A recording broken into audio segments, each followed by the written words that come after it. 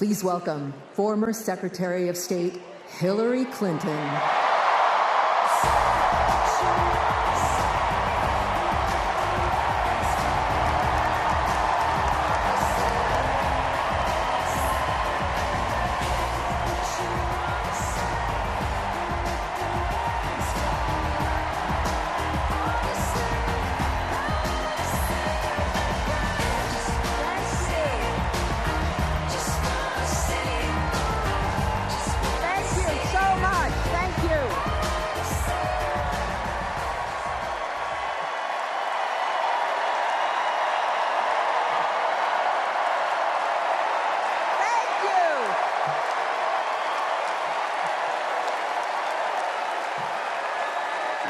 Thank you all so much.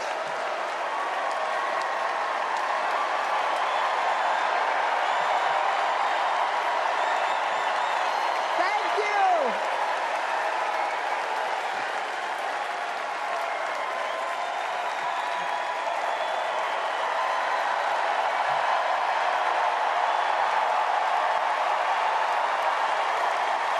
Thank you, my fellow Democrats. Thank you, my fellow Americans.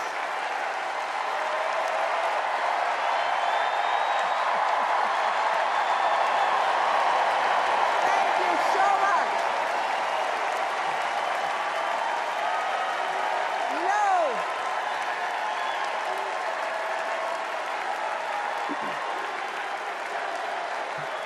thank you all.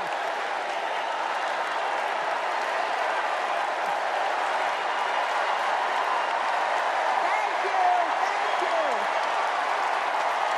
Thank you, thank you. Thank you so much. Wow. There's a lot of energy in this room, just like there is across the country.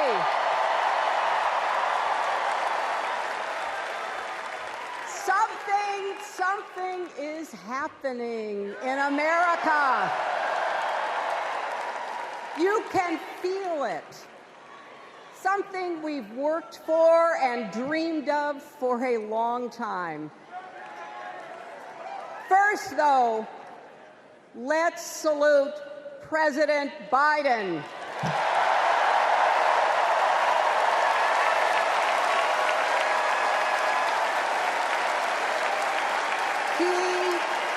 He has been democracy's champion at home and abroad.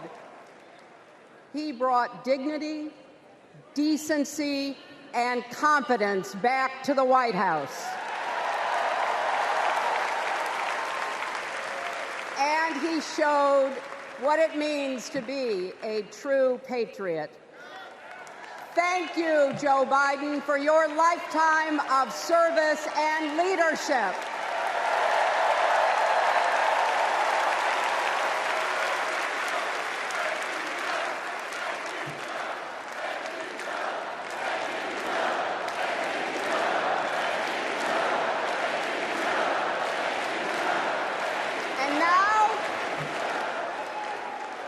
And now we are writing a new chapter in America's story. You know, my mother Dorothy was born right here in Chicago before women had the right to vote. That changed 104 years ago yesterday. Think about it. Tennessee became the final state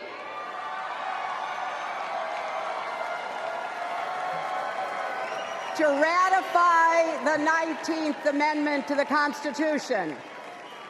The state legislature was deadlocked until one lawmaker's mother, a widow who read 3 newspapers a day, sent a letter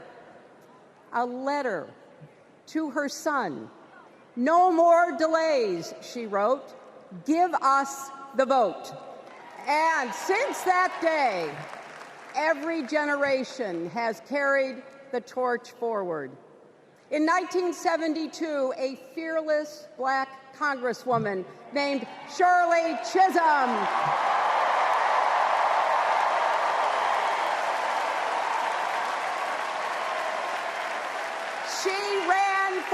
president. And her determination let me and millions of others dream bigger, not just because of who she was, but because of who she fought for. Working parents, poor children, the last, the least, and the lost. In 1984, I brought my daughter to see Geraldine Ferraro, the first woman nominated for vice president. If we can do this, Jerry said, we can do anything. And then there was 2016, when it was the honor of my life to accept our party's nomination for president.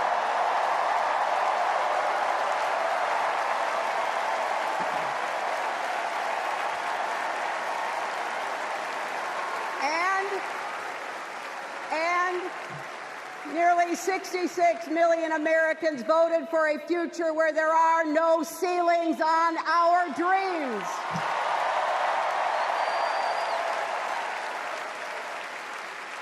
And afterwards, we refused to give up on America. Millions marched, many ran for office. We kept our eyes on the future. Well, my friends, the future is here.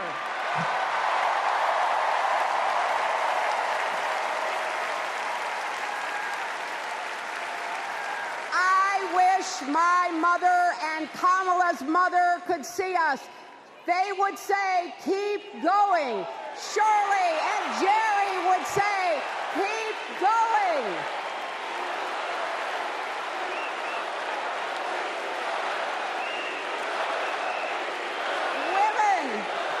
Women fighting for reproductive health care are saying, keep going. Families building better lives. Parents stretching to afford child care, young people struggling to pay their rent. They're all asking us to keep going. So, with faith in each other and joy in our hearts, let's send Kamala Harris and Tim Walz to the White House.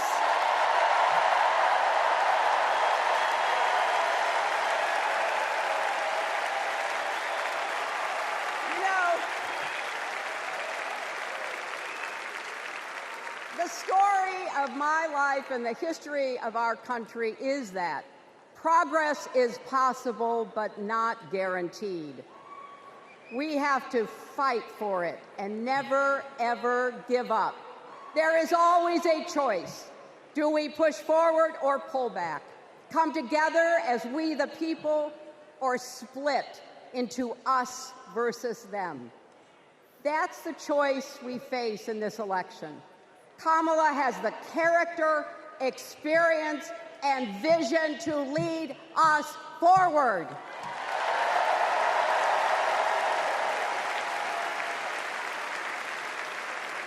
I know her heart and her integrity. We both got our start as young lawyers, helping children who were abused and neglected. That kind of work changes a person.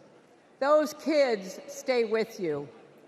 Kamala carries with her the hopes of every child she protected, every family she helped, every community she served. So as president, she will always have our backs, and she will be a fighter for us. She will fight to lower costs for hardworking families, open the doors wide for good-paying jobs, and yes, she will restore abortion rights nationwide.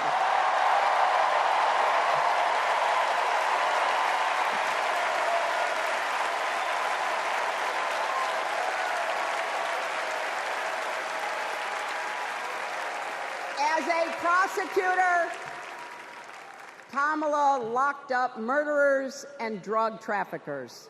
She will never rest in defense of our freedom and safety. Donald Trump fell asleep at his own trial, and when he woke up, he made his own kind of history, the first person to run for president with 34 felony convictions.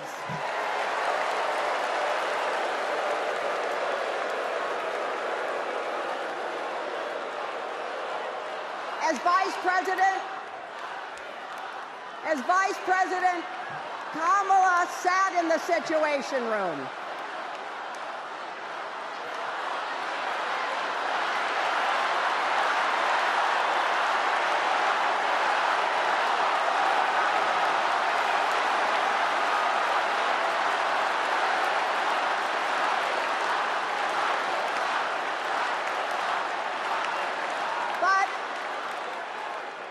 We also know, as Vice President, Kamala sat in the Situation Room and stood for America's values. I know what it takes, and I can tell you, as Commander-in-Chief, Kamala won't disrespect our military and our veterans.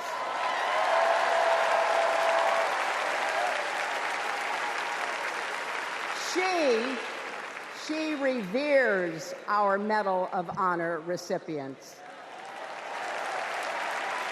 She won't be sending love letters to dictators. She will defend democracy and our Constitution and will protect America from enemies, foreign and domestic.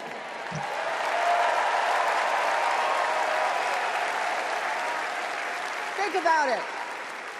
The Constitution says the president's job is to take care that the laws be faithfully executed. Those are the words of our founders. Take care. Just look at the candidates. Kamala cares about kids and families, cares about America. Donald only cares about himself.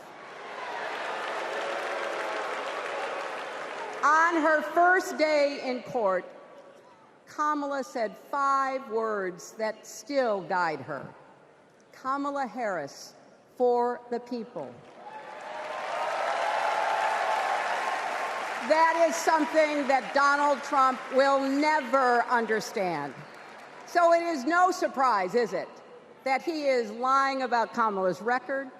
He's mocking her name and her laugh. Sounds familiar. But we have him on the run now.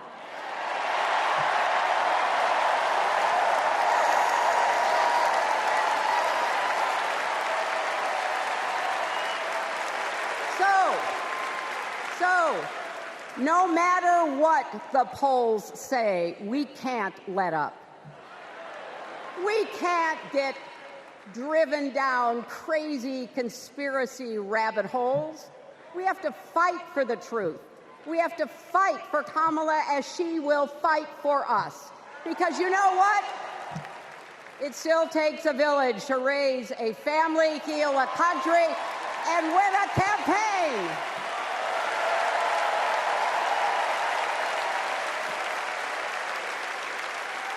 And America needs every one of us.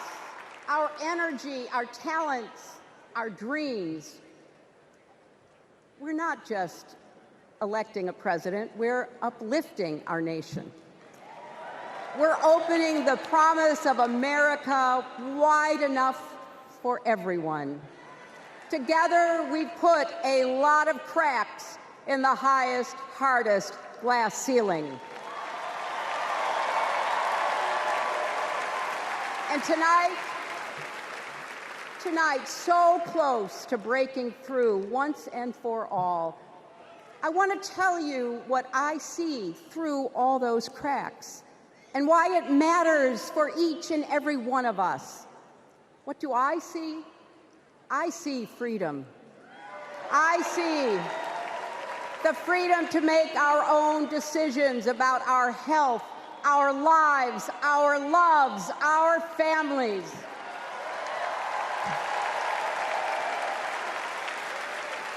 the freedom to work with dignity and prosper, to worship as we choose or not, to speak our minds freely and honestly. I see freedom from fear and intimidation, from violence and injustice, from chaos and corruption.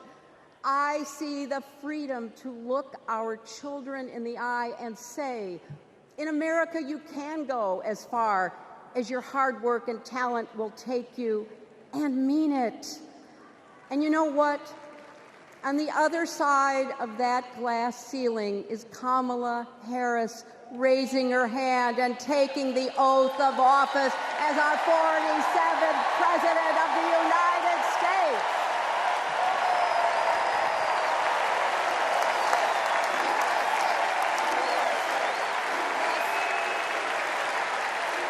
Because, my friends, when a barrier falls for one of us, it falls. It falls and clears the way for all of us.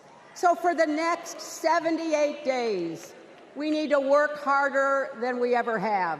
We need to beat back the dangers that Trump and his allies pose to the rule of law and our way of life. Don't get distracted or complacent. Talk to your friends and neighbors. Volunteer. Be proud champions for the truth and for the country that we all love.